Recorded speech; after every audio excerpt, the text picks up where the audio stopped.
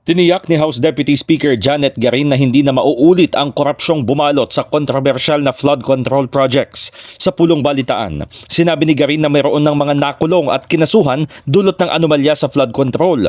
Mismong si Pangulong Bongbong Marcos na anya ang nagkumpas na malagyan ng safeguard sa implementasyon ng proyekto sa pangunguna ng DPWH at Department of Budget and Management. Hindi kasi agad na nakita dahil nangyari na ito even before the BBM administration.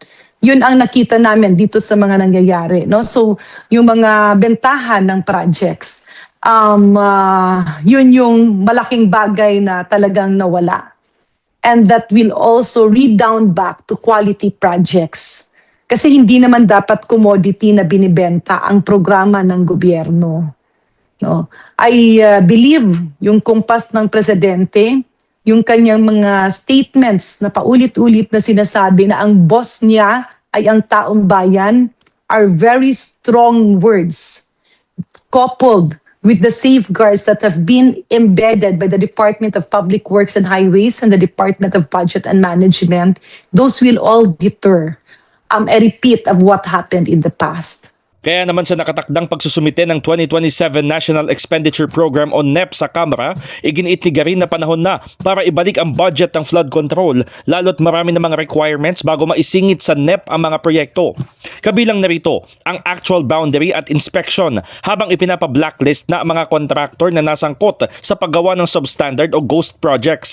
Dagdag ng House Leader, masyadong na-demonize o nasiraan ang flood control ng iilang tiwaling opisyal kahit na malaki sana ang pakinabang ng proyekto ngayong panahon ng bagyo at pinaigting na hanging habagat. These are actually important projects to protect communities. However, meron ng mga bad eggs kaya na-demonize ito with the proper alignment, no? Andun yung tinatawag na red areas, talagang kailangan.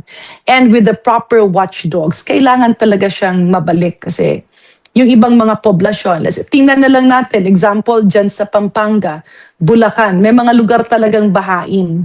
At aware na yung tao na buksan ang isip ng lahat, kailangan ito bantayan, but it does not mean to say na ihihinto natin. Kasi mas malaking dagok ito, madodouble whammy. In the heart of changing lives, ako si Brigada Haji Caaminyo ng 105.1 Brigada News FM Manila, The Music and News Authority.